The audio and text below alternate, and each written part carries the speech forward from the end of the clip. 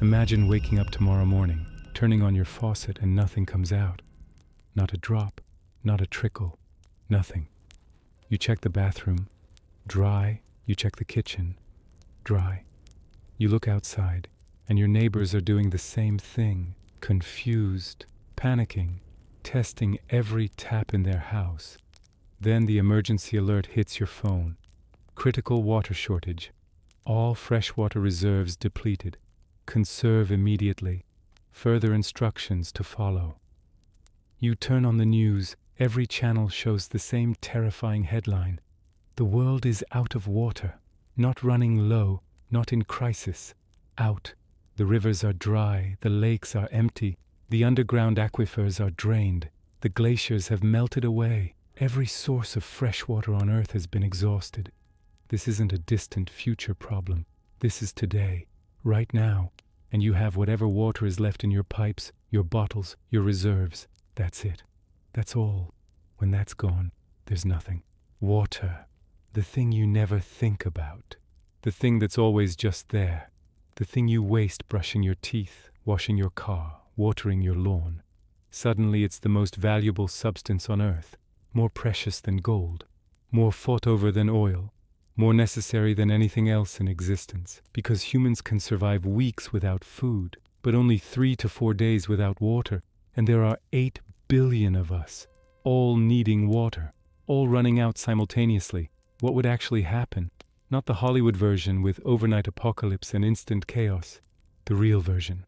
The gradual, terrifying, complicated collapse of human civilization when the one thing we absolutely cannot live without simply runs out. Let's explore what would really happen if the world ran out of water. The early signs, it wouldn't happen overnight. Water doesn't just disappear instantly. It depletes, gradually, measurably, predictably. The signs would appear years, maybe decades before the final drop. First, the droughts would intensify. Regions that occasionally experienced dry seasons would face them constantly. Areas that never worried about water would suddenly face restrictions. Lakes would shrink. Rivers would narrow. The changes would be visible but easy to ignore, easy to rationalize. It'll rain eventually. It always does. Except it wouldn't. Not enough. Not where needed. Not when needed. Agricultural regions would feel it first. Farms need massive amounts of water. Crops don't grow without irrigation. As water becomes scarce, food production drops, not catastrophically at first, just noticeably. Harvests smaller than expected, yields lower than projected, farmers struggling, food prices creeping upward. Here's where it gets interesting. Picture a farmer who's been growing crops for 30 years. Same land, same methods, same results.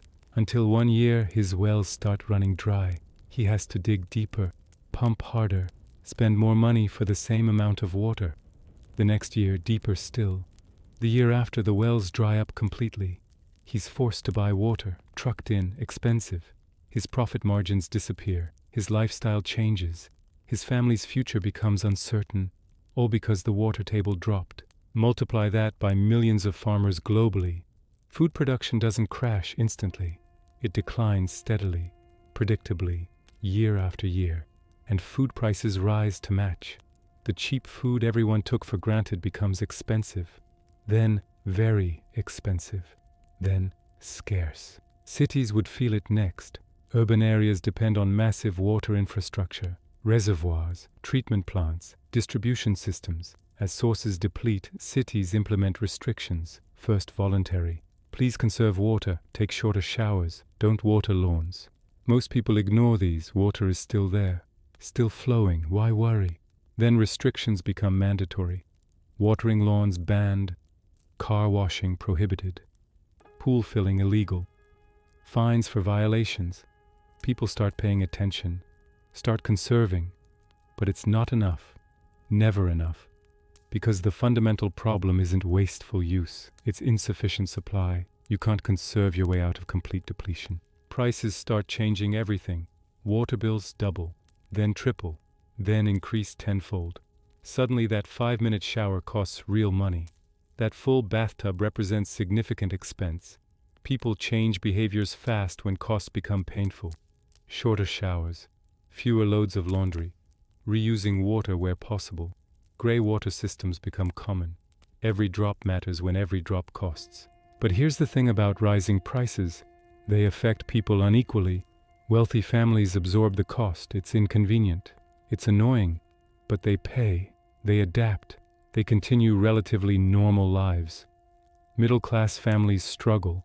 They cut back aggressively. They make sacrifices. They stress about bills. But they manage. Barely. Poor families face catastrophe. When water prices increase tenfold, they simply can't afford it. They're choosing between water and food, between water and rent, between water and medicine. They're cutting back to dangerous levels. Hygiene suffers, health suffers, children suffer. The inequality that existed before becomes life-threatening. Think about someone working 2 jobs, barely making ends meet. Water bill arrives. It's quadruple what it was last year. They can't pay it and the rent. They choose rent. Water gets shut off. Now they're buying bottled water, even more expensive. They're using public bathrooms, public fountains when available. They're washing at work, at gyms, wherever possible. Their life becomes about water acquisition, constant stress, constant struggle, and they're not alone. Millions face the same crisis.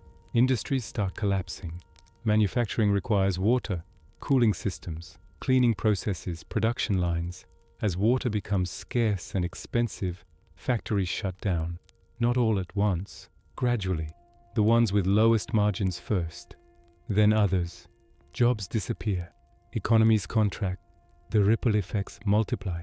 Power plants need water. Cooling towers, steam generation, hydroelectric dams. As water depletes, power generation drops. Electricity becomes unreliable. Rolling blackouts, scheduled outages. The modern world runs on electricity. Suddenly it's intermittent. Everything that depends on constant power struggles. All of this happens over years, each year slightly worse than the last, each year more restrictive, more expensive, more difficult. The decline is gradual enough that people adapt. They normalize each new restriction, each new price increase, each new shortage, until one day they wake up and realize there's no water left. The gradual decline has reached its endpoint. The reservoir is empty. The aquifer is dry. The river has stopped flowing. It's over. The panic phase. The announcement that water has actually run out triggers immediate widespread panic, not concern, not worry. Panic, pure, primal survival panic, because everyone understands instantly. No water means death, not eventually. Soon, days away. The stores are the first target. Within hours of the announcement, every store with bottled water gets mobbed. Not orderly lines, mobs, people pushing, shoving, fighting for bottles. Store shelves empty in minutes, staff overwhelmed. Security useless. The veneer of civilization cracks instantly. Imagine being in that store. You arrived early. You thought you'd get some supplies, but there are already hundreds of people. Thousands maybe, all with the same idea, all desperate. Someone grabs the last case of water. Someone else tries to take it. A fight breaks out. Then another. Then everywhere. You grab what you can. You protect it. You run. You've never fought anyone in your life. But you're fighting now. Because it's water. Because it's survival. Because the rules changed and you're adapting or dying. The bottled water runs out first. Then people target other liquids. Soft drinks, juice, sports drinks, beer, wine, anything with liquid content. Stores get completely cleaned out. Not just water. Everything. Because when water's gone, any liquid has value. People are taking things they'd never normally drink. Things they don't even like. Because it's hydration. Because it might keep them alive one more day. Prices explode. Not gradually, instantly. A bottle of water that cost $2 yesterday costs $50 now. By evening, $100. By next morning, $500. If you can find any. Most can't. The wealthy bought up supplies immediately, paid whatever it took. The rest are left with nothing or paying impossible prices. Here's where human nature shows its extremes. Some people are hoarding.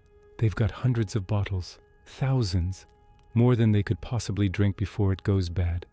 But they keep accumulating because it's valuable, because it's security, because they're terrified. They're filling bathtubs, swimming pools if they have them, anything that holds liquid. Rational thinking is gone. Survival instinct dominates. But other people are sharing. They've got limited supplies, but they're giving to neighbors, to elderly who couldn't get to stores, to families with children. They're creating community reserves, rationing collectively, trusting each other, choosing cooperation over hoarding. It's not everyone, it's not even most, but it's enough to matter, enough to save lives, enough to show humanity persists, even in crisis. The government tries to respond.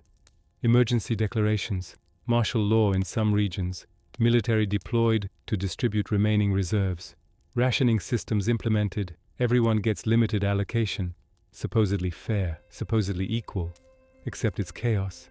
The systems aren't designed for this. The infrastructure isn't ready. The personnel aren't trained. It's improvised crisis management. Some places it works, mostly it doesn't. Water tanker trucks become the most valuable assets in existence. Every truck that can haul water gets mobilized, some government-controlled, some private, some just entrepreneurs seeing opportunity. They're driving to wherever water still exists, rivers that haven't dried, lakes that have reserves, coastal areas for seawater. Loading up, driving back, selling. The prices are insane. Thousands of dollars per load, people paying it, people dying trying to get it. Armed guards protect water sources. Not metaphorical protection. Actual armed guards with shoot-to-kill orders. Because people are desperate. Desperate people do desperate things. They're trying to steal water, trying to access restricted supplies, trying to take what they need to survive. Guards are shooting. People are dying, not in war, in water lines, fighting over liquid that was free 6 months ago. Within a week, the death toll starts. Dehydration kills fast. 3 days without water for most people. Children faster. Elderly faster. Sick people faster. The vulnerable die first. Always do in every crisis. The strong survive longer, but only longer, not indefinitely. Without water, everyone dies eventually. Hospitals face impossible situations. Patients need water, need hydration, need fluid for treatments. But there's no water. Doctors are making choices. Triage. Who gets the limited supplies? Who doesn't? Who lives? Who dies? These are doctors who took oaths, who dedicated lives to saving everyone. Now they're choosing. They're playing God, because someone has to, and there's not enough for everyone. Think about a doctor in that situation. There's a child, 6 years old, dehydrated, dying. There's enough water to save them. There's also an elderly person, 80 years old, also dying. Also could be saved with that same water. The doctor has to choose. Save the child? They have more life ahead. Save the elderly? They have family, grandchildren, people depending on them. There's no right answer. There's only impossible choice. The doctor chooses. Lives with that choice forever, whichever way they choose. Because being human means carrying the weight of impossible decisions. By week 2, society is fracturing. The government systems are breaking down. Police aren't showing up. They're protecting their own families. Fire departments aren't responding. They're securing their own water. Emergency services have collapsed. Everyone's on their own. Every family, every individual. Survival of the luckiest. Survival of the most prepared. Survival of the most ruthless. The Great Migration. When water runs out in cities, people move. They have to. Can't survive without water. Can't stay where there is none. So they go, looking for water. Looking for anywhere that might have supplies. Looking for survival. The migrations are massive, unprecedented. Millions of people moving simultaneously, not organized, not planned, just mass exodus. People loading cars with whatever they can carry, leaving homes, leaving possessions, leaving lives behind. Because things don't matter without water. Nothing matters without water. The highways become parking lots within hours. Everyone has the same idea. Leave the city. Go rural. Go to areas with natural water sources. But there are millions trying to do this simultaneously. The traffic is impossible. Cars backed up for miles, not moving, just sitting. Engines overheating, gas running out.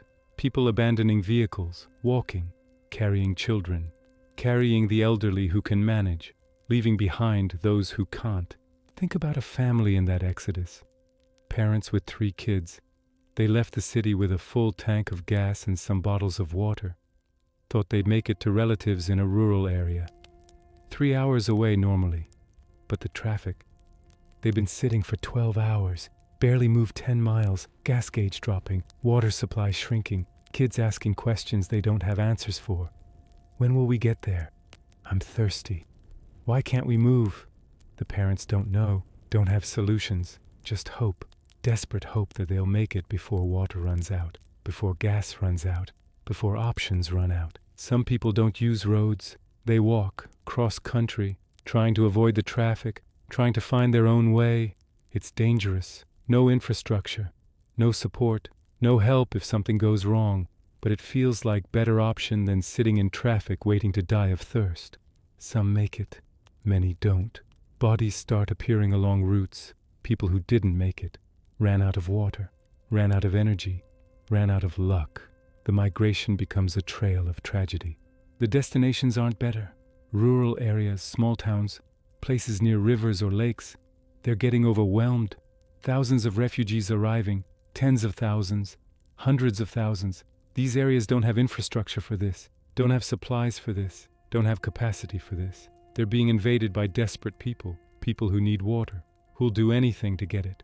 The locals try to defend their resources. This is their water, their community, their survival. They set up barriers, checkpoints, armed patrols, trying to keep refugees out, trying to protect what's theirs. It's not evil, it's survival. Their supplies are limited. If they share with everyone, everyone dies. If they keep it for themselves, they might survive. The choice is obvious, terrible, but obvious. Conflicts erupt, not formal battles, skirmishes, raids, refugees trying to access water, locals defending it, people dying on both sides. There are no good guys, no bad guys, just desperate people making desperate choices, just humans fighting over the one resource they absolutely need to not die. Some communities find middle ground. They accept some refugees, limited numbers, people who can contribute, who have skills, who have resources to trade. They're creating new societies, smaller, more controlled, more sustainable. They're turning away most people, leaving them to die, but saving some. It's brutal calculus, it's tragic choice. It's the reality of insufficient resources and unlimited need. Coastal areas have a different dynamic. They have access to seawater, unlimited seawater, undrinkable seawater. Salt water kills you faster than no water, but it can be desalinated, converted to fresh water, with the right equipment, with power, with infrastructure. Some coastal regions start massive desalination efforts, converting ocean water to drinking water. It's not enough for everyone, not even close, but it's something. It's hope. The people who make it to coast face new challenges. Desalination plants become fortresses, controlled by whoever has military power, distributed to whoever has value. Everyone else is locked out. They're living near infinite water but can't access it. They're dying of thirst within sight of ocean. The irony is cruel. The reality is brutal. Picture someone who walked for weeks to reach the coast. They thought if they could just get there, they'd be saved. Desalination would provide water. They'd survive. They arrive exhausted, dehydrated, barely alive. They see the ocean, see the plant, see the fences, the guards, the guns. They're not allowed in, not deemed valuable enough, not deemed worthy enough. They're told to leave, go somewhere else, die somewhere else. They collapse. The ocean is right there, infinite water, but they die of thirst anyway. Because salt water doesn't hydrate, and desalinated water isn't for them. The migrations create massive humanitarian crises. Disease spreads, cholera, dysentery, typhoid, all the diseases associated with poor water and sanitation. People are drinking contaminated water, using polluted sources. They know it's dangerous. They do it anyway. Because contaminated water might kill you. No water definitely kills you. They're choosing possible death over certain death. Many die from disease instead of thirst. The outcome is the same. Children suffer most. Always do. They're more vulnerable. Need water more frequently. Dehydrate faster. Parents watch children dying. Can't help. Can't save them. Can't even ease their suffering. They're holding their children as they die of thirst. Promising help that won't come. Promising water they don't have. Lying to comfort. Because what else can they do? The trauma is permanent. The survivors will carry it forever. The ones who don't survive are maybe the lucky ones. The water wars. When water becomes more valuable than gold, nations fight over it. Not diplomatically, not through negotiation, through force, through violence, through war. Because water is survival, and nations will do anything to ensure their survival. The conflicts start over existing sources. Rivers that cross borders become battlegrounds. Lakes that touch multiple territories become war zones. Whoever controls the water controls everything, controls life itself. Nations send military forces to secure water sources, claim them, defend them, by any means necessary. Some nations have natural advantages, regions with massive rivers, areas with large freshwater lakes, territories with extensive groundwater. They become water superpowers. They have what everyone needs. They control access. They dictate terms. Other nations either submit or fight. Most submit. Some fight. The wars are brief but brutal. The conflicts aren't formal declarations. They're invasions, rapid military operations. A powerful nation identifies water source in weaker nation, sends troops, secures it, claims it was necessary for regional stability, for humanitarian purposes, for whatever justification sounds acceptable. The weaker nation protests, asks for international help, gets ignored. Because the international community is busy dealing with their own water crisis, nobody's coming to help. Everyone's too busy securing their own survival. Think about it from perspective of small nation with large freshwater lake. They've got maybe 1 million people, limited military, outdated equipment. They're rationing water carefully among their population, managing it sustainably. Then a powerful neighbor 50 times their size decides they want that lake, sends army, not to negotiate, to take. The small nation can't resist, can't win. Their options are surrender the lake or watch their country get destroyed. They surrender. Their water gets diverted. Sent to powerful neighbor. They're left with nothing. Their people start dying. Their nation effectively ends because they had water and someone stronger wanted it. This happens repeatedly, all over the world. Powerful nations invading weaker ones, taking water sources, justifying it however they need to. The international community condemns it, passes resolutions, threatens sanctions, changes nothing, because water is too valuable, too necessary. Moral concerns don't matter when your population is dying of thirst. Some nations try to defend their water, build military installations around sources, mine approaches, establish kill zones. They're declaring if anyone tries to take their water, they'll fight. Really fight. With everything they have. Some powerful nations respect these defenses, not worth the cost. Find easier targets. Other powerful nations call the bluff. Send overwhelming force. Test whether the smaller nation really will fight to the death. Most back down. Some don't. Those conflicts are catastrophic. Alliances form around water access. Nations with water supplies partner with nations that have military power. You protect our water, we'll share it with you. Mutual benefit, shared survival. These alliances are new, based purely on water access. Old partnerships dissolved. Old enemies became allies. Old allies became enemies. Everything realigned around one resource. There are nations in particularly bad positions. Landlocked countries far from freshwater sources. Desert regions with no water to begin with. They're completely dependent on imports, on aid, on charity. When crisis hits, they're cut off first. Nobody's sending water to them when everyone needs it for themselves. These nations face extinction. Not metaphorical extinction. Literal population collapse. Their people are dying by millions. Their governments are helpless. They're pleading for help, getting none, watching their nations die. Some desperate nations attempt long-shot solutions, cloud seeding, trying to make it rain, icebergs, trying to tow them from polar regions, massive pipeline projects, trying to transport water thousands of miles. Most fail. Too expensive, too technically challenging, too little too late. But they try anyway, because what else can they do? Watch their people die or try something impossible. They choose impossible. Most fail, all the money and effort wasted on projects that don't work, while people die anyway. Nuclear weapons enter the conversation. Some nations with water supplies face invasion threats from nuclear powers. The calculation becomes terrible. Do we use our nuclear arsenal to prevent invasion? Do we destroy the world to save ourselves? Some nations make that threat. Invade us and we launch everything. Mutually assured destruction. Most nuclear powers back off. Not worth ending the world over water. Find other targets. Nations without nuclear weapons. Nations that can't threaten apocalypse.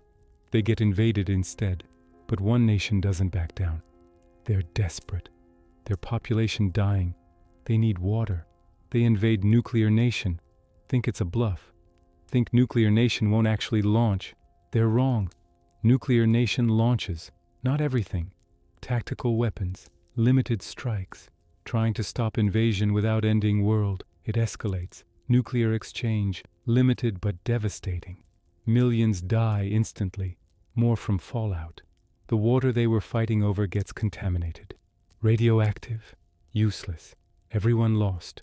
Both nations destroyed. The water made worthless. And the world just watched two nations commit mutual suicide over liquid. That nuclear exchange changes everything.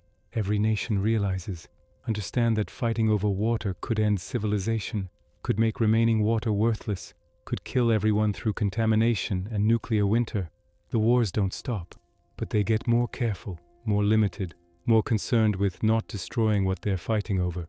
Because water you can't drink isn't worth having. Territory you can't survive in isn't worth taking. The collapse.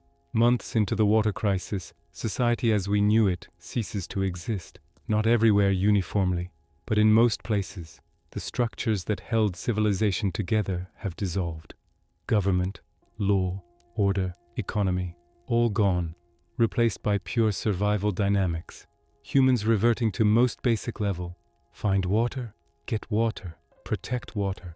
Everything else is secondary. Cities are abandoned, completely empty. Millions lived there once. Now they're ghost towns, buildings standing but hollow. Streets empty except for bodies.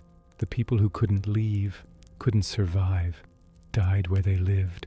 There's no one to bury them, no one to clean up, no one left to care. The great monuments of human civilization sitting empty. Testaments to hubris. Reminders that all our achievements mean nothing without water. Imagine walking through one of these cities. You're searching for supplies, for anything useful. The silence is absolute. No traffic, no people, no life. Just wind through empty buildings. Your footsteps echo. You pass restaurants that used to be packed, offices where thousands worked, homes where families lived, all empty, all dead. You find bodies occasionally, dried out, desiccated. They died of thirst in a world covered mostly by water. Died because the water wasn't right kind, wasn't fresh enough, wasn't accessible enough. The tragedy is overwhelming, the waste is incomprehensible. The rural areas still have population, not thriving, surviving. The ones near water sources, the ones that can defend those sources. They've created new societies, small, insular, defensive. Everyone knows everyone. Everyone contributes or gets expelled. There's no room for freeloaders, no tolerance for taking without giving. You produce or you leave. You share or you die. The communities work because they're small enough to enforce rules, large enough to defend themselves. These societies are medieval in structure, not technologically. That infrastructure is gone. But socially, feudal. There are rulers. Usually whoever has the most weapons, the most military power, the most ability to violence. They control water access. distribute it as they see fit. People serve them to get water, work for them, follow their rules, obey without question. It's not democracy, it's not freedom, it's survival. People accept it because the alternative is death. Agriculture is possible in limited areas, where water exists, where soil is viable. But it's subsistence farming, growing just enough to survive. No surplus, no trade, no economy, just food production for immediate community. The world has gone from industrial agriculture, feeding billions, to manual farming feeding hundreds per region. The carrying capacity of Earth has dropped by orders of magnitude. The population adjusts violently. Technology has mostly failed. No power for most regions, no fuel for vehicles, no internet, no communication networks. The modern world ran on infrastructure. That infrastructure required water. Without water, it collapsed. There are isolated pockets maintaining some technology, places with renewable power, places with resources. But they're exceptions, tiny islands in sea of regression. Medicine has regressed centuries. Modern medicine required sterile water, required cleaning, required hygiene. Without water, none of that exists. Surgery is deadly. Infections are fatal. Simple diseases kill. Childbirth becomes dangerous again. Dental problems become life-threatening. Humanity has lost centuries of medical advancement in months. We're back to dying from things we conquered generations ago. Because we don't have water to stay clean. Think about someone cutting their hand. Simple cut. Would be nothing before. Clean it. Bandage it. Heals fine. Now, no water to clean it. Gets infected. No antibiotics. No treatment. Infection spreads. Becomes septic. They die from a cut that would have been trivial. They know they're dying. Know it's preventable. Know that if they just had clean water, they'd be fine. But they don't. So they die. Slowly, painfully, unnecessarily, while their family watches, helpless. The population decline is catastrophic. Started with vulnerable dying, continued with wars killing millions. Now it's disease, starvation, dehydration, violence, all the horsemen riding together. The global population that was 8 billion is dropping rapidly. 7 billion, 6 billion, 5 billion, dropping every week, every day. The rate of death exceeds any disaster in history. This is extinction event, not instant, gradual, but undeniable. Some people maintain hope. They think this is temporary, that rain will come, that water will return, that things will get better. They're building for the future, saving seeds, preserving knowledge, preparing for recovery. They're probably delusional, but maybe not. Maybe hope is all they have. Maybe believing in better future is what keeps them going. Maybe that's enough. Others have accepted reality. Humanity is ending, civilization is over. They're just trying to live their remaining time with dignity, with kindness, with humanity. They're sharing water they don't have, helping people they can't save, maintaining morality in immoral situation. They're dying. They know they're dying, but they're dying as humans, not animals, not monsters. That matters to them. That's their victory, their defiance, their humanity persisting until final moment. The brutal reality. Let's talk about what happens to individual humans in this crisis, because statistics don't capture the horror. 8 billion reduced to 5 billion. Those are numbers, but each number is a person, a life, a story that ended in suffering. The death from dehydration is terrible, not quick, not peaceful, prolonged torture. First you're thirsty, mouth dry, throat scratchy, uncomfortable but manageable. That's day 1 without water. Day 2, the thirst becomes consuming. All you think about, all you want. Your body is screaming for water. You're weak, dizzy, can't focus on anything except need for water. Day 3, you're shutting down. Organs failing, brain swelling, blood thickening. You're hallucinating, seeing water that isn't there, tasting rain that isn't falling. You're irrational, desperate. You'd do anything for water, kill for it, die for it. Your body is consuming itself trying to maintain critical functions. It's failing. Day 4, if you make it that long, you're dying. Kidneys shut down, heart struggling, brain damaged. You're probably not conscious. If you are, you're not really present. The pain is overwhelming. The suffering is complete. Death is mercy. When it comes, it's release. That's what millions experience, die like that, slow, painful, knowing they're dying, unable to prevent it, just waiting for end. Children die faster. Their smaller bodies dehydrate quicker. Parents watch their children go through this. Can't help, can't ease suffering, can't do anything except hold them and lie about help coming. Tell them it'll be okay. Tell them they'll get water soon, knowing it's false, knowing they're watching their child die, knowing they'll follow soon after. The psychological torture might be worse than physical. Probably is. The elderly go fairly quickly. Their bodies less resilient. Their systems more fragile. It's horrible, but at least it's faster. They've lived long lives. They've had their time. The children dying is different. They never got chance, never experienced life. They die before they begin. That's the true tragedy. Not the ending of long life, the prevention of any life. Some people find water, but it's contaminated, polluted, diseased. They drink it anyway, because dying slowly from disease is still better than dying quickly from dehydration. Gives more time, more hope, more chance that something changes. Most get sick, cholera, dysentery, other waterborne diseases. They're dying anyway, just different death, different suffering, same outcome. The violence over water is primal, not strategic, not calculated, pure desperation. People killing over single bottle, over access to contaminated puddle, over anything liquid. They're not evil. They're dying. They need water more than they need to be good person. Survival instinct overrides morality, overrides everything. People who are good their whole lives become killers, become monsters, because dying makes you desperate. Watching family die makes you capable of anything.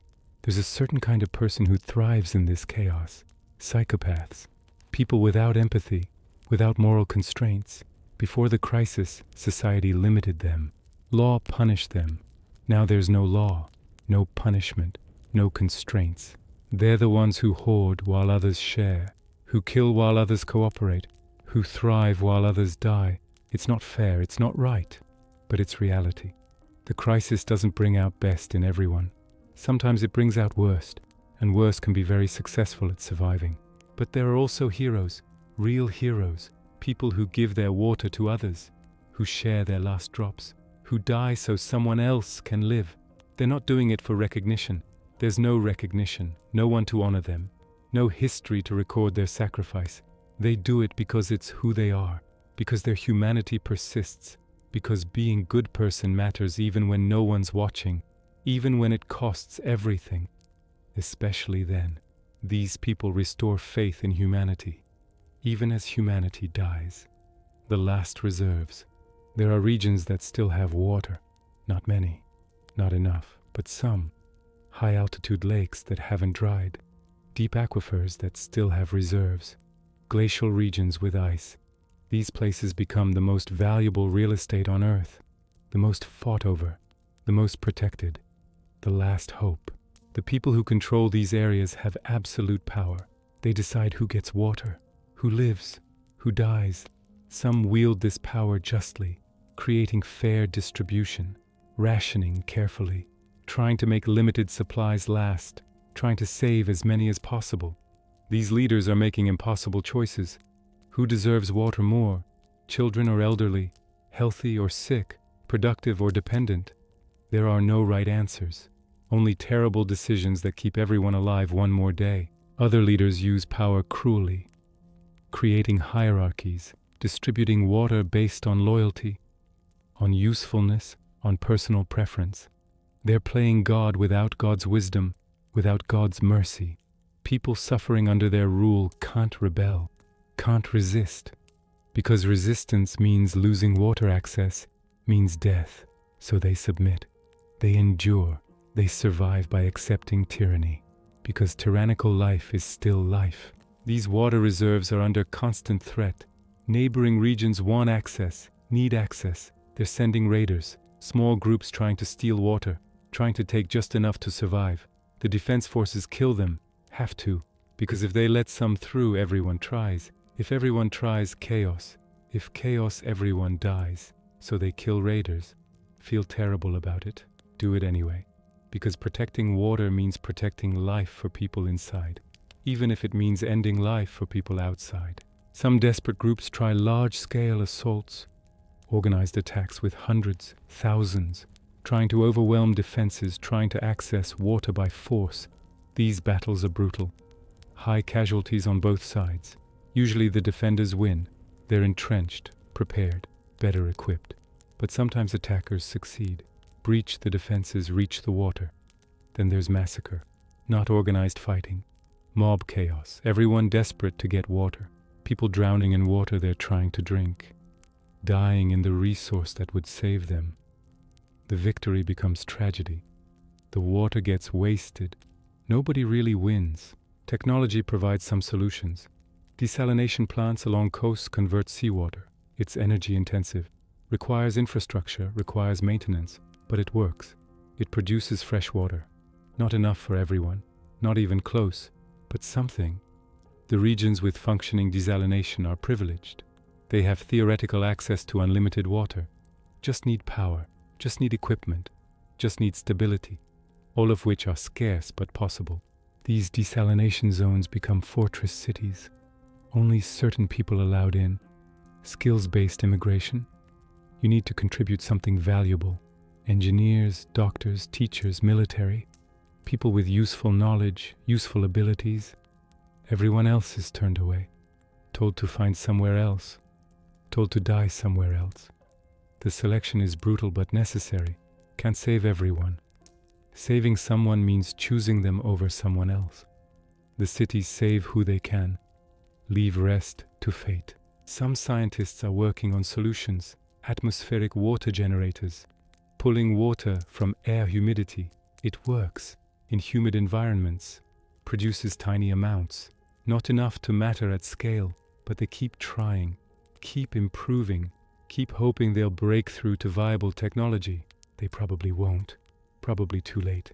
But maybe not. Maybe one of them solves it. Maybe humanity survives because someone didn't give up.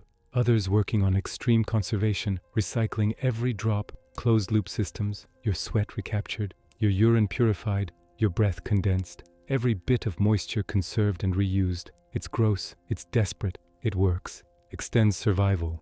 Not indefinitely, but longer. Long enough for maybe something to change, maybe rain to return, maybe crisis to end. Long enough to hope. The environmental collapse. The lack of water doesn't just affect humans. The entire ecosystem collapses. Rivers dry up, lakes disappear, wetlands evaporate.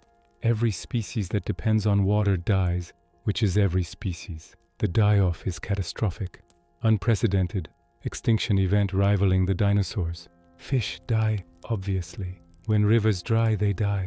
When lakes evaporate, they die. All of them. Every species, every population. Complete extinction of freshwater fish. Oceans still have life. Saltwater species survive. But freshwater?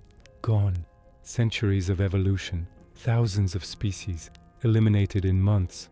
The biodiversity loss is incalculable. Amphibians next. Frogs, toads, salamanders. They need water for reproduction, for survival, for skin moisture. Without water they die. Every species, every population. Amphibians have been declining for decades. This finishes them. Complete extinction. Irreversible loss. The ecosystems they regulated collapse. Birds that depend on fresh water. Waterfowl, waders. They're dying. Breeding grounds dry up. Food sources disappear. Migration routes break down. Some adapt. Learn to drink seawater. Develop tolerance. Most don't. Can't adapt fast enough. Die in massive numbers. The skies get quieter. Fewer birds. Fewer songs. Fewer species. Mammals die slowly. They can travel. Can search for water. Can survive longer. But eventually they all face same crisis. No water means death. Large mammals die first. They need more water. Need more food. Can't hide. Can't subsist on minimal resources. Elephants. Rhinos. Large cats, all dying. The megafauna that survived millions of years, survived ice ages, survived human expansion, can't survive this. They're gone. Small mammals last longer. Rodents, they're efficient, need less water, can find moisture in food, can survive on minimal resources, but eventually they die too. The water crisis is too complete, too total, too absolute. Everything dies, eventually. Some faster, some slower, but everything. Insects might survive. Some of them, they're resilient, adaptable, can enter dormancy, can survive extreme conditions. Some species will make it, probably, maybe, but most die too. The insects that depend on fresh water for breeding, the ones that need plant moisture, the ones whose food sources died, they all die. The insect decline joins everything else. Plants die, obviously. Trees need water. Forests turn brown, then dead, then they burn. The fires are massive. No one fighting them. No water to fight them with anyway. The forests that took centuries to grow burn in days. The carbon release is enormous. The climate impact devastating. Everything's getting worse. Cascading failures, compounding disasters. One crisis triggering another. Crops are long gone. Agriculture collapsed in the early stages, but even wild plants are dying. Grasslands turning to dust. Prairies becoming deserts. The vegetation that held soil together is gone. The erosion begins. Massive dust storms, topsoil blowing away, the land itself degrading, becoming less viable. Even if water returned, the damage is permanent. The recovery would take millennia, if it's possible at all. The planet is transforming, becoming hostile to life. The green earth turning brown, then gray, then dead. From space you'd see it, the change visible, the die-off observable from orbit, the living planet dying. Not dead yet, but dying. Visibly, undeniably, tragically. The horrible question. Here's the question nobody wants to ask, but everyone's thinking. Is this permanent? Is the water gone forever? Or is this temporary crisis that will end? The answer is complicated. Depends on why water disappeared. If it's overconsumption and climate change, it might recover. Eventually, if climate stabilizes, if rainfall returns, if glaciers rebuild, that takes time, decades, centuries, but possible. Theoretically, if it's something else, something unknown, something unprecedented, then maybe not. Maybe water is just gone. Maybe this is new reality. Maybe Earth is becoming like Mars. Dry, dead, hostile to life. That's extinction scenario. Complete, permanent, absolute. Scientists don't know, can't know, don't have enough data, don't have enough time. They're dying like everyone else. The research infrastructure is gone. The laboratories closed. The instruments silent. Science has stopped. Knowledge accumulation has ended. Humanity is losing ability to even understand what's killing us. Some theorize the water went into atmosphere, evaporated, will eventually return as rain. They're watching sky, waiting for clouds, waiting for precipitation, hoping this is just temporary shift, hoping balance will restore. Some see encouraging signs, cloud formation, humidity increase. They think it's coming back. They're probably wrong, probably seeing what they want to see, probably hope outweighing data, but maybe not. Maybe they're right. Maybe rain is coming, maybe salvation is approaching, just not fast enough for most people. Others think water went underground, deep underground, deeper than we can drill, deeper than we can access. It's there but unreachable, like dying of thirst at sea. Water everywhere but none to drink. Water exists but not accessible. That's horrifying possibility. Hope without access. Potential without realization. Knowing water exists but can't get it, can't use it, can't survive despite it being there. Some think it's extraterrestrial. That seems crazy, but everything seems crazy now. Maybe something about solar activity, about cosmic radiation, about forces beyond our understanding. Maybe water is literally disappearing, molecule by molecule, atom by atom, breaking down into hydrogen and oxygen, floating away into space. If that's true, it's not coming back. Never coming back. Earth is dying permanently, becoming lifeless rock, dead planet, warning to other worlds about fragility of life. Nobody knows for sure. Everyone has theories. Nobody can test them. Nobody can verify. Science requires infrastructure. Infrastructure requires society. Society requires water. No water means no society, means no science, means no understanding. Humanity is dying ignorant, uncertain, confused.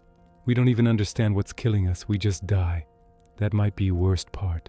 Not the death, the not knowing, the mystery, the unanswered question that will remain unanswered forever. The survivors. There will be survivors. Not many, not most, but some. The question is who survives and why. The wealthy have advantages. They always did. They bought water early, hoarded supplies, built secure facilities, hired protection. They're living in fortified compounds, rationing carefully, surviving longer. But wealth doesn't guarantee survival, just delays death. Eventually their supplies run out. Their security abandons them. Their advantages mean nothing. Money can't create water, can't make rain fall, can't reverse the crisis. They die too, just later, just more comfortably, just with more time to contemplate the irony that all their wealth couldn't save them. The military survives longest. They have organization, discipline, resources, infrastructure. They secured water sources early. They're rationing militarily. They have the force to defend their supplies. They're not sharing, not helping civilians, just surviving themselves. That's their mission now. Not protecting country, protecting themselves. Some feel guilty, most accept it. This is survival. Morality is luxury. They survive because they're ruthless, because they're organized, because they're willing to do what others won't. Small isolated communities survive through cooperation. Remote villages, island populations, places that were already sustainable, that already had water sources, that already lived independently. They're not affected as severely. They continue, not thriving, just existing, just persisting. They're humanity's backup, the seed populations, the ones who might rebuild if crisis ever ends, if water ever returns. They don't know they're important. They're just living, just surviving, just being human in inhuman situation. The scientific outposts might survive. Antarctic research stations. They have ice, limited populations, established protocols. They can melt ice for water, can maintain themselves indefinitely. Theoretically, they're watching the world die, communicating while they can, documenting, recording, preserving.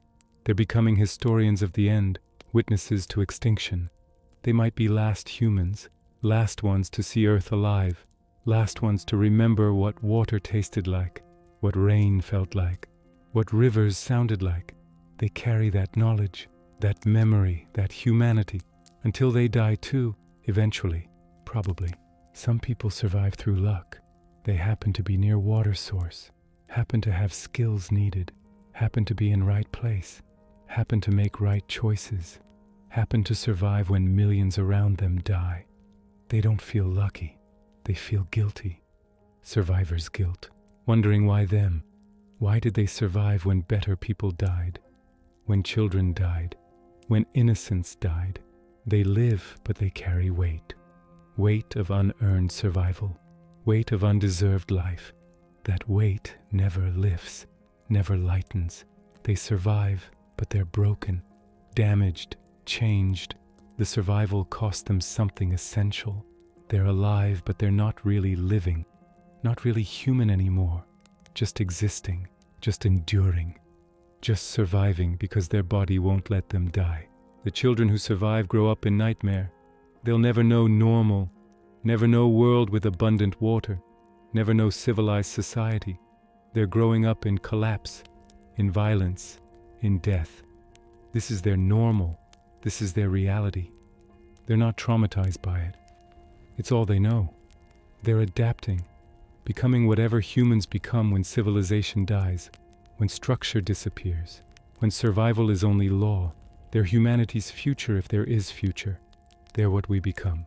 Probably worse, probably harder, probably less human, but survivors. That's what matters. That's evolution, not becoming better, becoming whatever survives. The lesson we learned too late. The climate warning signs were there, decades of warnings, scientists explaining, data showing, models projecting. We ignored them, dismissed them, prioritized short-term convenience over long-term survival, chose comfort over caution, chose profit over preservation. We knew this was possible. We chose not to believe it. Now we're paying for that choice. With everything, with everyone. The consumption was unsustainable. We knew that too. Agriculture using massive amounts, industry wasting more, individuals consuming without thinking. We could have conserved, could have changed, could have acted. We didn't. We assumed infinite supply, assumed nature would provide, assumed water was right, not resource to be managed, not precious substance to be conserved. Just there, always there, until it wasn't. The infrastructure was inadequate. We didn't invest in water security, didn't build desalination capacity, didn't create recycling systems, didn't prepare for scarcity. We spent trillions on other things, weapons, luxuries, entertainment, but not water security.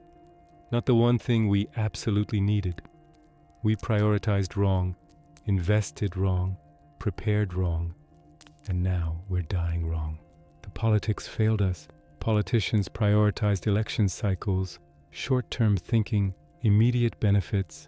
Long-term problems got ignored, deferred to next administration, next generation, next crisis. Water security wasn't sexy, didn't win votes, didn't generate donations, so it didn't happen.